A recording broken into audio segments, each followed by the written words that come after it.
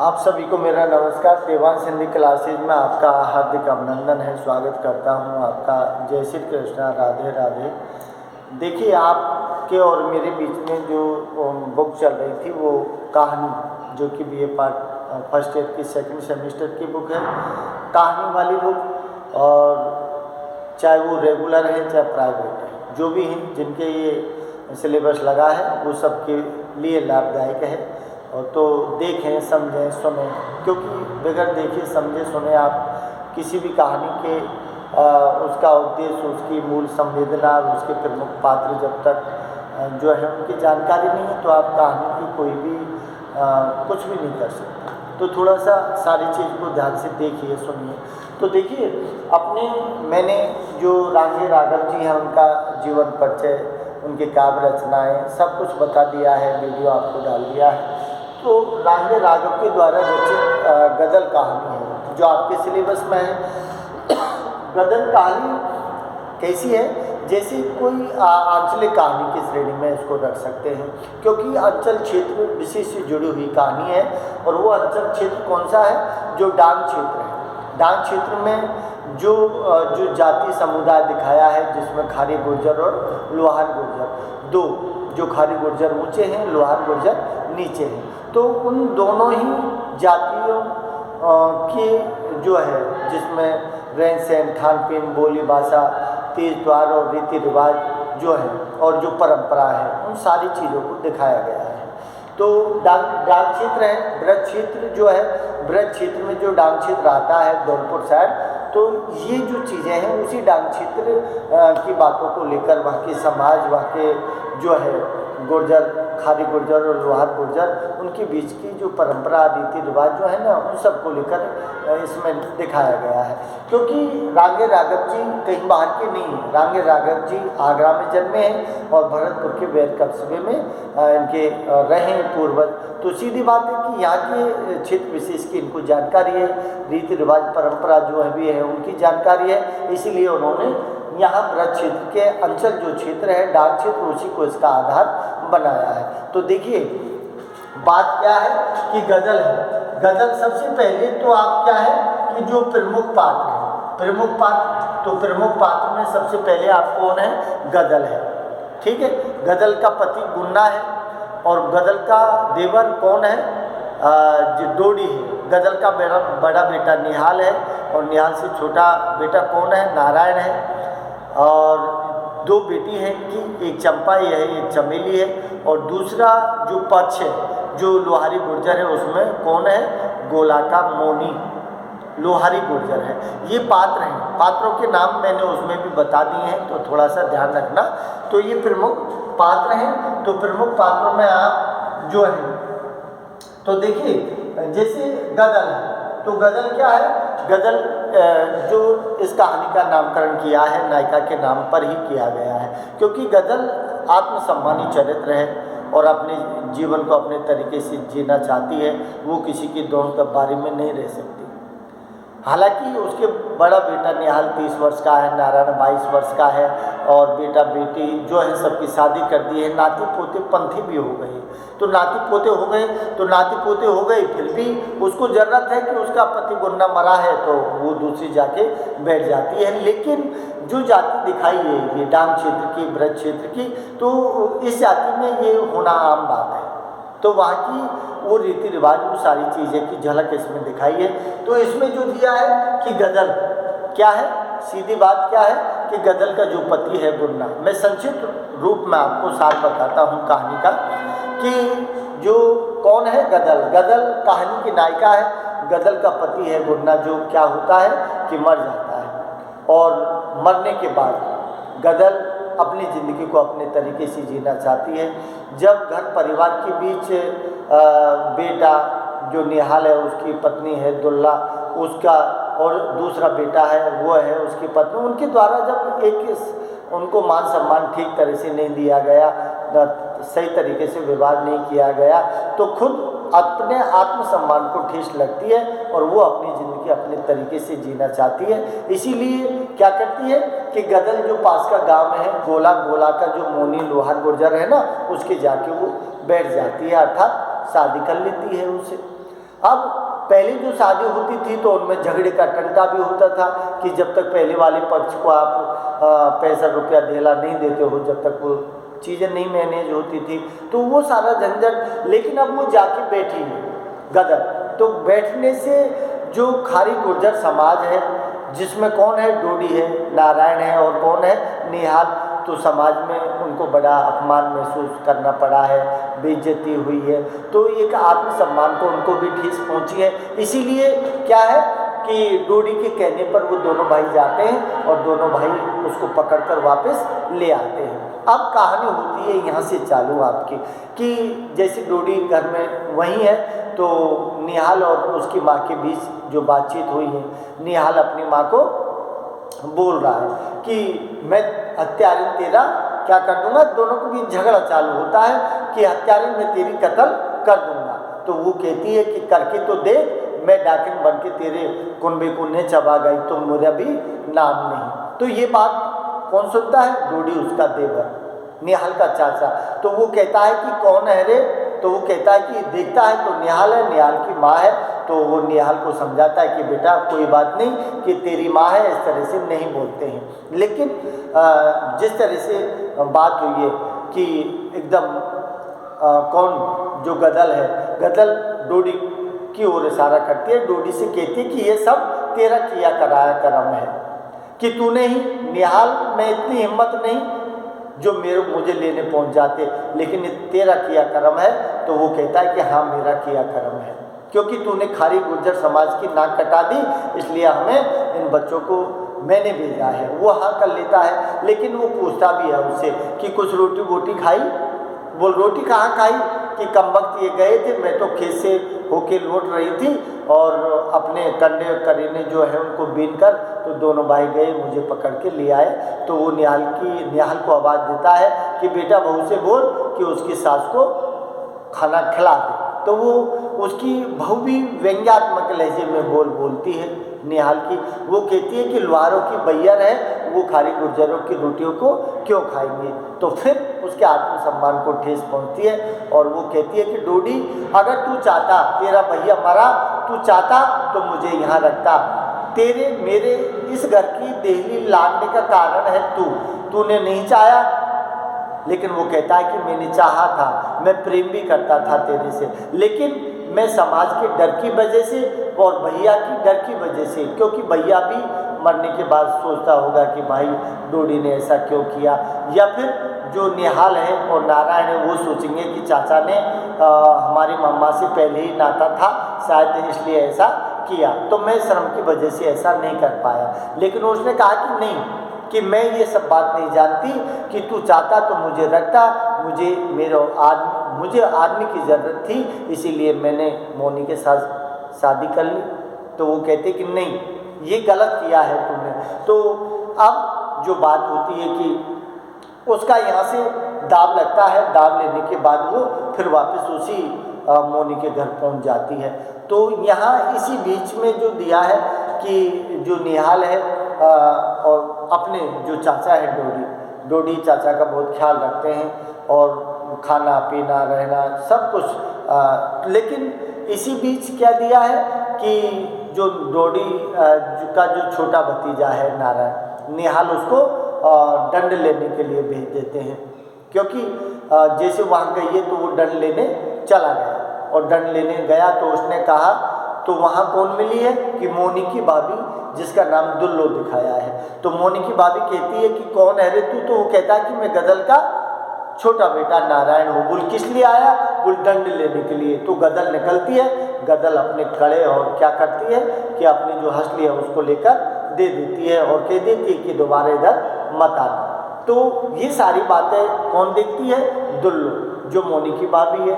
तो मोनी की जो भाभी है वो मोनी को सिखाती है कि देखो कि आज यहाँ ये, कल दूसरी जगह, फिर तीसरी जगह, 4-5 जगह बैठेगी, अपने बहू बेटों को तो माला माल कर देगी कि ये तेरी पत्नी है जो इस तरह से कड़े और उतार के दे दिए हैं। तो गदल ये कहती है कि दे दिए तो कौन से मोनी ने मुझे बनवाए थे, मेरे हंसले मेरी कड़ी थी, मेरे आदमी ने बनवाए थे, उनके बेटे थे, उनको दे दिया। अब उन दोनों में भी आपस में थोड़ा सा क्योंकि दुल्लो है वो भी मतलब जेठानी होने के नाते थोड़ी सी व्यंग्यात्मक भाषा बोलती है, जो दुल्लो को सारी पसंद नहीं आती है। और इधर मोनी से कहती है कि तू मेरी बहू लाया है या सास लाया है, दुल्लो कहती है मोनी से। तो मोनी गजल से लड़ता है कि जमाल संभाल के बात कर बात। तो कहती है कि नहीं, मैं तो ऐसे ही करूँगी, अगर तुझे रखना है तो घर का अलग अलग कर, और जब भी जाके घर में चूल्हा जलेगा रोटी बनाऊँगी, नहीं मैं तो ऐसी सोच के नहीं रहूँगी और मैं बात भी नहीं मानूँगी। तो यहाँ ये झगड़ा चलता है। लेकिन इसी दौरान पीछे क्या है कि डोडी जहाँ रहता है निहाल बोल रहा है कि खेत से बैलों को लेके आता है और पूछता है बहू से कि डोडी चाचा कहाँ है। बोल चाचा का पता नहीं। लेकिन जैसे उसने दिया है कि सुना था मैंने कि कहाँ जो चम्मन का डेरा है, तो चम्मन का डेरा जो है उसने कहा था कि जो बाबा का धुना है ना उसके पास मैंने देखा है। इसका मतलब अब बैठा होगा बातचीत। तो वो जाता है, बुला के लाता है और डोडी को खाना खिलाता है, डोडी की साल संभाल करता है। लेकिन डोडी अंदर ही अंदर जो है सदमे में है, क्योंकि भाभी से बेहद प्रेम करता है।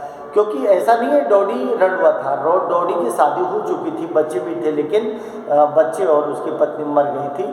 तो अपने भाभी के बेहद लगाव होने के कारण वो दूसरी शादी नहीं की थी उसने। लेकिन वो कह भी नहीं सका कि मैं तुझसे प्रेम करता हूँ। अगर वो कहता तो शायद मोनी के घर नहीं जाती गजल, लेकिन गजल से ऐसा कहा नहीं। और जो गजल है वो अपने पति के बगैर रह नहीं सकती, इसलिए उसने मोनी को अपना आदमी बनाया, लेकिन डोडी को छोड़ गई। डोडी को सदमा लगा है। तो डोडी ये कहता है कि निहाल ने कहा कि काका मैं एक बात बताऊं कि मैंने चंदन जो नारायण है ना उसको भेजा है। बोल कहाँ? बोले वो दंड लेने के लिए। बोल नारायण गया था, उसने असली कड़िए दे दी हैं। तो बोल ठीक है दे दिए हैं तो, लेकिन नहीं भेजना चाहिए था उसने कहा। तो इसी दौरान अचानक जो है थोड़ी सी तबीयत खराब होती है डोडी की। और डोडी का है कि कहीं पास में कोई ढोला हो रहा है, तो ढोला हो रहा है तो वहाँ वो लोग सुनने के लिए चला गया। तो वहाँ से वो लौटा नहीं। निहाल जब घर आता है तो दुल्ला से पूछता है कि काका कहाँ है, तो काका नहीं मिला है, बाहर देखा नहीं मिला उसने। तो वो जा रहे थे तो गढ़वाल हनुमान जी के पुजारी हैं, वो आ रहे थे। तो उन्होंने कहा रहा था कि जो डोडी है वो तो ढोला सुन रहा है। तो निहाल जाता है, काका को लेके आता है। काका की देह तप रही थी, सर्दी जुकाम हो रही थी, तबीयत खराब हुई। और तबीयत 1-2 दिन ज़्यादा खराब हुई, उसके बाद में डोडी भी संसार से चला गया। जब ये बात हुई तो उसके बाद में यहाँ से जो है घोटा मीना का जो दिया है कि घोटा मीना का जो चंदा गिरिराज है ना वो गोला में गया है। और गोला में जब गया है तो वो मोनी के घर के आगे होके निकलता है। तो वो कहता है कि मोनी पूछता है कि भाई कहाँ जा रहे हो। तो उसने कहा कि मैं तो जो माही मालिक के पास जा रहा हूँ कुछ काम धाम के लिए। तो वो कहता है कि मोनी आपने सुना है कि डोडी चाचा मर गए हैं। उस समय जो मोनी खाना खा चुका था और डोडी जो है भाभी, डोडी की भाभी जो गदल थी, गदल हाथ पर रोटी लेके और एक टूक तोड़ा ही था। तो जैसे ही उसने सुना कि डोडी मर चुका है तो हाथ की रोटी हाथ में, मुँह का टूक मुँह में रह गया। और वो तो उसने कहा घोटा ने चंदा जो दिया है कि चंदा गिरिराज कि भाभी तुम्हें पता नहीं डोडी मर गया। बोल कब कैसे? बोला आज। तो फिर वो एकदम सदमे में हो जाती है। चाहे रास्ता टूट गया लेकिन फिर भी था तो देवर उसका। तो फिर वो चुप हो जाती है और अपने पति किससे बोलती है? अपने पति मोनी से बोलती है कि मैं चली जाऊँ। तो वो कहता है क्यों? कि अब तू मेरी पत्नी है, तेरा डोडी क्या लगता है, तू वहाँ नहीं जा सकती। तो वो कहती है कि तू होता कौन है मुझे रोकने वाला? तू होता कौन है मुझे रोकने वाला कि आज से नहीं, मेरे जन्म से देवर था और आगे भी मेरा देवर रहेगा। मेरी मनमर्जी से आई थी और मैं मेरी मनमर्जी से जाऊंगी। तो इतने में मोनी क्या करता है कि गदल को पकड़कर घर के अंदर धक्का दे देता है और उसको बंद करता है और दरवाजे पर खटिया बिछाता है और खटिया बिछाकर वहीं सो जाता है। रात आधी होती है और आधी रात होने के बाद जो कच्चे घर होते थे पहले, तो कच्चे घर है डाक चित्र दिखाया है, तो कच्चे घर की जो छान होती थी उस छान के ऊपर उठा के पीछे से निकलकर सरपणी की तरह निकल गई और कहाँ पहुँच गई, जहाँ अपने पहली ससुराल थी वहाँ पहुँच गई। वहाँ जब पहुँची तो पटेलों का वो लगा हुआ था, क्योंकि पटेल इकट्ठे किए होते किसने, निहाल ने, कि भाई डोडी जो है चाचा था और अब उनका कारज करना है, मतलब नुक्ते वाली बात बताई है। तो जैसे ही वहाँ पहुँची तो निहाल को दिखी गदल, तो निहाल ने कहा कि खबरदार जो पैर रखा तो गदल एकदम थोड़ा सा सेमी, लेकिन उसने कहा कि तू कौन होता है मुझे रोकने वाला, कि मेरा घर है पहले का, और वो क्या है कि डोडी तेरा चाचा था तो मेरा देवर भी था। तो उसने कहा कि मैंने सुना था कि हाँ सही बात है, तो बात चल रही थी कि नुक्ता जो कारज है वो करना है। तो उन्होंने कहा कि मैंने जो कारज किया था मेरे ससुर का, गदल कहती है, तो मैंने पूरे गांव को भोजन खिलाया था, लेकिन जब मेरा पति गुंडा मरा था तो निहाल, नारायण और डोडी ने मिलकर भी 25 आदमियों को खाना नहीं खिलाया, तुम डरपोक हो, कायर हो। तो फिर पंच पटेल कहते हैं कि पहली बात तो ये कि तू यहाँ से गई, तूने गलत काम किया। तो उन्होंने कहा कि देखिए पटेल जी कि मैं आत्मसम्मान जो है ना वो चाहती थी, जो न मुझे बेटे ने दिया न बहू ने दिया, और रोटी जो थी उनकी भी मुझे लाले पड़े, तो मैं फिर कैसे रह पाती, और मुझे आदमी की ज़रूरत थी जिसके सहारे मैं अपने जीवन को जी सकूँ, इसीलिए मैं गई थी। लेकिन मैं अब डोडी मेरा देवर था इसलिए मैंने सुना, मैं आ गई। तो उन्होंने कहा, पटेल कहते हैं कि तू जानती है क्या बोल रही है, कि कानून क्या कहता है, कि कानून ये कहता है कि कारज 25 आदमियों से ज़्यादा को खाना नहीं बना सकते। तो कहती है कि जो कानून है तो कानून समाज से बढ़कर है, कानून आज बना है, समाज में तो बहुत पहले से चलता कारज होते आए हैं, तो डरते हैं पटेल और निहाल। लेकिन वो कहती है कि मैं कहती हूँ कि जा, कि आज मेरा देवर डोडी का कारज मैं करूँगी और तुम पूरे गांव में निमंत्रण फिरवा दो। और सारे निमंत्रण फिरवा देते हैं। और जो वो है गदल कहाँ जाती है, थाने में जाती है और थानेदार को रिश्वत दे के आ जाती है, क्योंकि उसको पता है कि कारज करना है तो थानेदार भी उसको शामिल करना है। इसीलिए उसने कहा कि तुम डरिए मत, जो होगा देखा जाएगा, देवर मेरा था, मैं कारज करूँगी उसका, तुम सारे डरपोक हो। इसीलिए वो रिश्वत दे के आती है। लेकिन जिस दिन कारज हो रहा था, कारज हुआ चल रहा था, पंगत पे पंगत बैठी हुई थी, 3-4 पंगत जम चुकी थी, तो जब अचानक एक पुलिस का आ जाता है, और पुलिस का आता है तो नारायण कहता है कि अम्मा पुलिस वाले आए हैं। तो कहती है, वो खुद जाती है और उससे कहती है कि क्यों, क्या बात है, कैसे आए। उन्होंने कहा कि भाई कारज जो हो रहा है ना वो नियम कानून के खिलाफ हो रहा है। बोला हाँ ये तो मुझे भी पता है और ये आपको भी पता है, क्योंकि मैंने तो पैसे दिए हैं। बोल पैसे दिए हैं, वो इसीलिए तो साहब ने भेजा है हमको यहाँ कि पहले वहाँ जाओ और वहाँ 10-20 आदमी ही मिलने चाहिए, ज़्यादा नहीं मिले तो उसका कार्य भी हो जाएगा। लेकिन ये समाज की परंपरा है कि जो लोग आए हैं उनको भगा नहीं सकते, जो लोग आए हैं हमारे शर्माते हैं, आए हैं वो सारे खाना खा के जाएंगे। तुम सिपहिया कि तुम भी बैठो पत्तल पर खाना खाओ, तो वो नहीं खाते हैं कि नहीं, कि मैं सूचना देना था।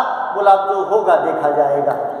तो वापस अब गोला का जो मोनी है उसका दाव लग जाता है। गोला का मोनी कहता है कि मैं भी देखता हूँ गदल को कि कैसे वहाँ रहती है। तो गोला का मोनी जो बड़ा थानेदार अफसर है ना उसको सूचना दे देता है कि साहब डोडी का नुक्ता हो रहा है जो कानून के खिलाफ है। तो वहाँ से ऊपर से दबाव आता है, और ऊपर से दबाव आता है तो पुलिस की गाड़ी गदल के घर आती है जहाँ नुक्ता चल रहा था। तो वहाँ एकदम जब गाड़ी की हॉर्न बजी तो सब लोगों में हड़कंप मची। तो वहाँ सब कुछ जीत चुके थे, लेकिन फिर भी लास्ट पंगत थी जो चल रही थी। लेकिन उनसे कहा, क्योंकि डाक क्षेत्र है सब, इसलिए उन्होंने कहा, गदल ने कहा डरना नहीं है, जो झूम रहे हैं वो झूमते रहिए, खाना नारायण जो है तुम ऐसा करो। कहा नारायण ने कहा कि अम्मा इनके सबके पास, पुलिस वालों के पास बंदूक है। बोल बंदूक है तो क्या हुआ, हम भी तो डांके हैं, हमारे भी तो सबके पास बंदूक है। इसीलिए कहती है नारायण से कि नारायण के ऊपर जाओ छत पे। तो नारायण 4 आदमियों को लेके बंदूक लेके ऊपर चला जाता है और निहाल से कहती है कि तुम जो पंगत है खाना खा रहे हैं इनको संभालिए और मैं पुलिस को संभालती हूँ। तो वो दरवाजे पे जाती है और पुलिस वालों से बातचीत करती है, और जब तक जो लोग हैं खा पी के पीछे के दरवाजे से निकल जाते हैं। लेकिन बात यह है कि पुलिस नहीं रुकी, तो पुलिस ने गोली चलाई तो उधर नारायण ऊपर से वो भी गोली बरसा रहा था, तो दोनों ओर से गोली बरस रही थी। तो फिर गदल जो है वो गदल ऊपर जाती है और नारायण से बंदूक लेती है और निहाल और नारायण से कहती है कि तुम्हें तुम्हारे बच्चे और बीबी की कसम कि तुम यहाँ से अपने बच्चों को लेके चले जाओ, पुलिस को मैं रोकती हूँ। और खुद बंदूक संभालती है और गदल और पुलिस वालों के बीच मुठभेड़ होती है। तो उसने 1 2 3 लोगों को मार दिया, पुलिस वालों को। लेकिन पुलिस वाले ने मकान का घेराबंदी किया और पीछे से सड़ी पुलिस ने उसके गोली दी तो उसके पेट में लगी। पेट में गोली लगने से गदल जो है वहीं चित्त हो गई। लेकिन उसने अंधेरे में दिखाई नहीं दे रहा था पुलिस वालों को। तो पुलिस वालों ने सोचा कि ये तो औरत। बोला हाँ। बोला औरत। बोल कौन? बोल मैं गदल। बोल गदल कौन? तो वो कहती है कि जो मेरे बिना 2 दिन भी नहीं जी पाया, मैं उसी की गदल हूँ और आज मुझे वो बुला रहा है। इतना कहा और गदल की गर्दन मुड़ गई और गदल मर गई। गदल मर गई लेकिन अपने पति का वो नहीं कर सकी, लेकिन अपने डोडी जो देवर था ना उसका कार्य पूरी तरह से सफल कर गई। तो गदल की जो कहानी है दमदार कहानी है। एक आत्मसम्मानीय चरित्र दिखाया है, एक जो ओजस और उत्साह जोश जो है होना चाहिए वो सारा सामाजिक संस्कृति, समाज अंचल क्षेत्र की रीति परंपरा और किस तरह से सास बहू उनके बीच, घर परिवार के बीच और जो समाज में होता है वो सारी चीज़ें इसमें दिखाई थी। अगर आपको अच्छा लगे तो आप लाइक शेयर और सब्सक्राइब जरूर कर देना। नमस्कार।